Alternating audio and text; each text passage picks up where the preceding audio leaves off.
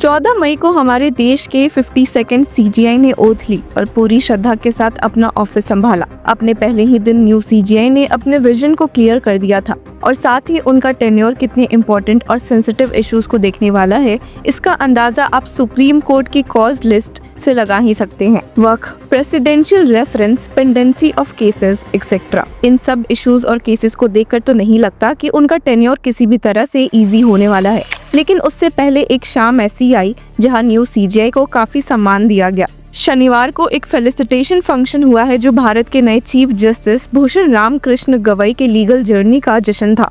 The bar council of India ने new Delhi के the Lalit hotel में एक ग्रैंड सेरेमनी ऑर्गेनाइज की, जिसमें सुप्रीम कोर्ट और हाई कोर्ट के जजेस, सीनियर एडवोकेट्स, बार लीडर्स और देश भर के लीगल स्टॉलवर्ड्स शामिल थे। जब सीजीआई गवई ने स्टेज पर कदम रखा तो सिर्फ एक चीफ जस्टिस नहीं बल्कि एक सफर की कहानी वहां मौजूद थी। एक यंग लॉयर से लेकर जुडिशरी के शिखर तक पहुंचने का सफर। और ये सफर सिर्फ उनका नहीं था, पूरी लीगल फ्रेटर्निटी का था, जो उनके साथ चली, उनसे मिली, उनसे सीखी और आज उनका सम्मान कर रही थी। जस्टिस गवई ने अपने इमोशनल और हार्टफेल्ट स्पीच में कहा, From March 16, 1985 till November 14, 2003, I was your member. After November 24, 2025, I will be your member again. Today's felicitation feels like a celebration with my own family. ये शब्द सुनते ही सबके चेहरे पर मुस्कान थी। लीगल फ्रेटर्निटी के लिए ये सिर्फ एक फॉर्मल इवेंट नहीं, एक अपनापन था। उन्होंने नागपुर में अपने इनिशियल लॉ प्रैक्टिस के दिनों की यादें ताज़ा की, जब कुछ सीनियर एडवोकेट्स ने उन्हें मुंबई छोड़कर वापस नागपुर आने के लिए इनकरेज किया था। सीजीआई गवई ने स्माइल करते हुए कहा, Within a few years, I had a thriving practice, proof that regional bars nurture great talent.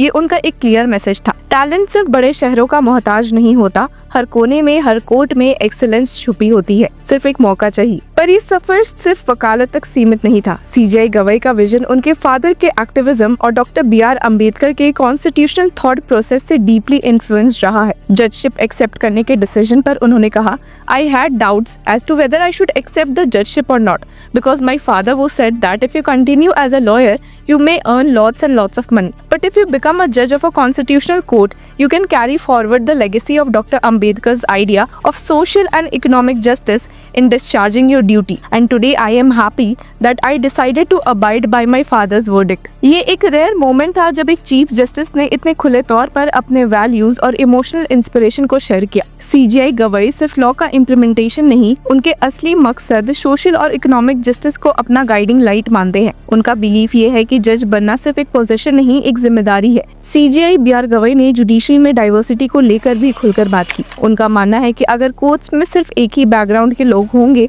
तो वो सोसाइटी के हर पहलू को नहीं समझ सकते। On a personal note, I have spoken to many of the chief justices that if they do not have a woman candidate in their high courts, they should take from a very good pool of women advocates who are practising in the supreme court, and to some extent we have been successful in that. Judiciary के सामने सबसे बड़ा challenge pendency of cases को लेकर भी उन्होंने एक sincere और प्रैक्टिकल अप्रोच सजेस्ट किया। उन्होंने कहा, I would request the learned solicitor to convey our request to the executive that by a cooperative rule, cooperative approach, we must ensure to minimize the vacancies as much as strictly as we can so that to some extent the issue of pendency would be resolved. CGI Gavai का ये कहना था कि अगर executive और judiciary मिलकर vacancies को भरने का काम करे तो बैकलॉग काफी हद तक कम हो सकता है। उन्होंने कोऑपरेटिव फेडरलिज्म के कॉन्सेप्ट को जुडिशरी के अंदर भी इम्प्लीमेंट करने की बात की, एक ऐसी अप्रोच जहां इंस्टीट्यूशन के अंदर कंपटीशन नहीं, कोलैबोरेशन हो। स्पीच के दौरान उन्होंने एक और कैंडिड रेवलेशन किया जो उनकी सिंप्लिसिटी और ग्राउंडेड नेचर को दिखाता है।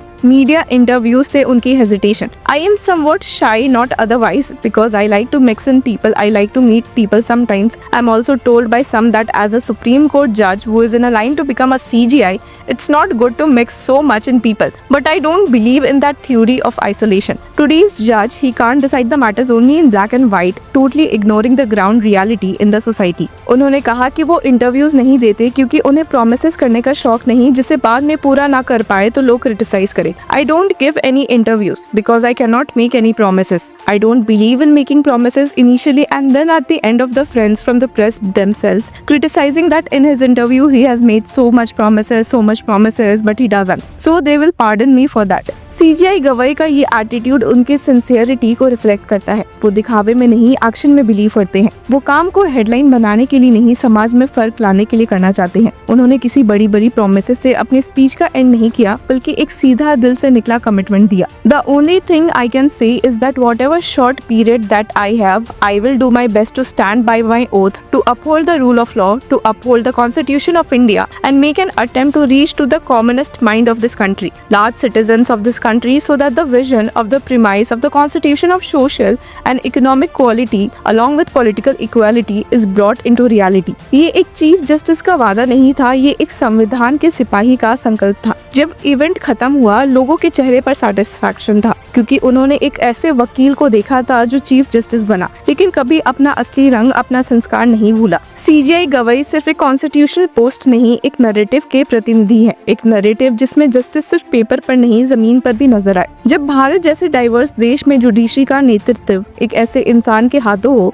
जिसका विजन इंक्लूसिव हो, जो ग्रास रूट लेवल की समस्याओं से कनेक्टेड हो और जो सिर्फ लॉ नहीं, इंसाफ समझने में विश्वास रखता हो, तब ये उम्मीद बनती है कि लीगल सिस्टम और एक्सेसिबल और ह्यूमन बनेगा। फेलिसिटेशन का ये इवेंट हमें याद दिलाता है कि लॉ सिर्फ कोर्ट्स और जजमेंट्स तक सीमित नहीं है। लॉ एक लिविंग इंस्टीट्यूशन है जो उन लोगों से बनता है जो उसे जीते हैं, उसे अपनाते हैं। जस्टिस गवाई उनमें से एक है, और अगर उनकी बातों से कुछ सीखने को मिले तो वो ये था, इंसान छोटा या बड़ा उसकी कुर्सी से नहीं, उसकी नीयत और सेवा भावना से होता है। Hello law lovers and justice seekers, welcome to law Chakra. हम आपके लिए लेकर आए हैं कुछ बहुत ही exclusive. Introducing law Chakra prime membership, जो आपको देगा exclusive access like never before. बनिए लॉ चक्रा की प्राइम मेंबर और अनलॉक कीजिए full potential of legal knowledge. अभी ज्वाइन कीजिए।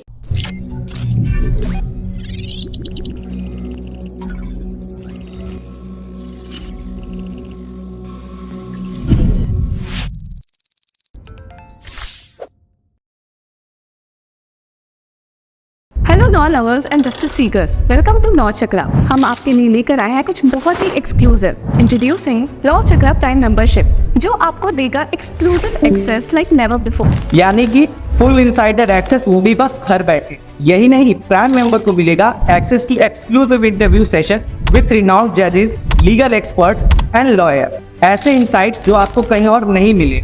इसी के साथ अगर आप कभी सोचे कि हम कैसे लेकर आते हैं आपके लिए ये लीगल अपडेट्स, तो इसके लिए भी प्राइम मेंबर्स के लिए है हमारे पास एक special sneak peek behind the scenes of law chakra. Brainstorming session से लेकर ब्लूपर्स तक सब कुछ। In short, more content, more update and more analysis. Political legal controversies हो या इन डेप्थ लीगल सेशंस, सब कुछ आपको मिलेगा एट वेरी मिनिमल प्राइस। बनिए लॉ चक्र की प्राइम मेंबर और अनलॉक कीजिए full potential of legal knowledge. अभी ज्वाइन कीजिए।